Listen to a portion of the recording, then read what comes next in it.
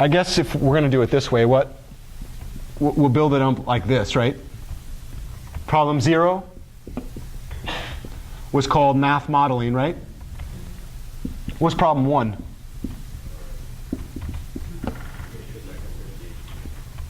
And we call that A times X equal to B. Using the matrix vector multiplication problem, what did we build? Before we did non-singular linear systems, what did we build? Yeah, every matrix multiplication is just a set of matrix vector multiplications or vector matrix multiplications depending on where we go, right? And then we had the non-singular linear systems problem, which looked like what?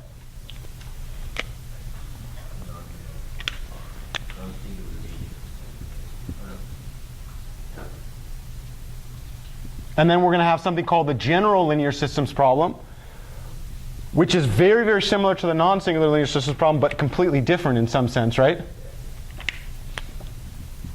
And then these two problems, we're going to, really I should call this 3A, the full rank least squares problem.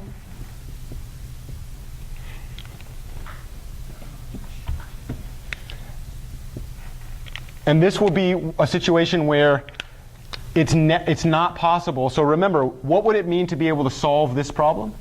It would mean that the right-hand side vector can be written as a linear combinations of the columns. In other words, if I looked at the matrix vector multiplication function, the right-hand side vector is part of the range of that function, right? That there's an actual solution to that problem.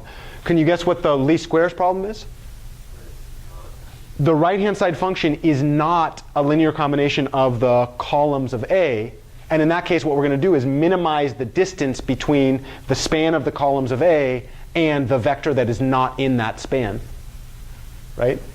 Full rank means that the columns of A are linearly independent. There's a more advanced problem that is beyond the scope of certainly introduction. It's called the ranked efficient least squares. GPS is, in the 1970s and 1980s, they spent like 10 years or 15 years trying to figure out how to do the ranked efficient least squares so that when you solve GPS problems, that the data that you get out actually produces accurate results, right? So that you're not like, so your GPS machine doesn't say you live in space, right?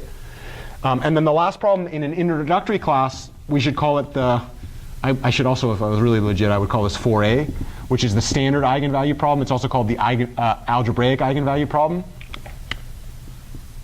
We haven't talked about this. I'll do what you might call a seminar-style lecture at the end of class. Okay, so far all we've done is we've introduced the concept of modeling. We finished this problem. We're almost done with this problem.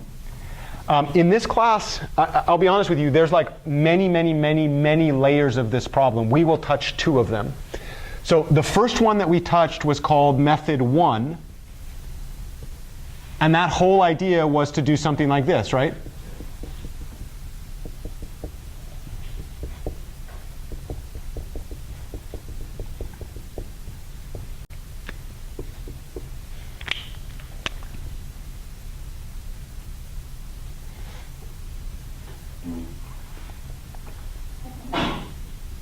So this was a U.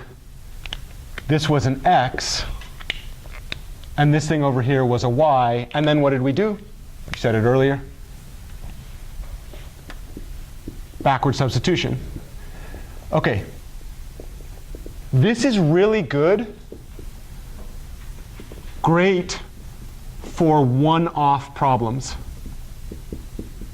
Do you know what a one-off problem would be? How many times do I have to solve that problem? Once. So the entire modeling context only arises once, and then the only thing that I care about is the X value that comes out of that, and I'll never use the matrix A again. Right? It's not necessarily wasteful if you only care about one solution to a modeling problem, there's no problem with that, right?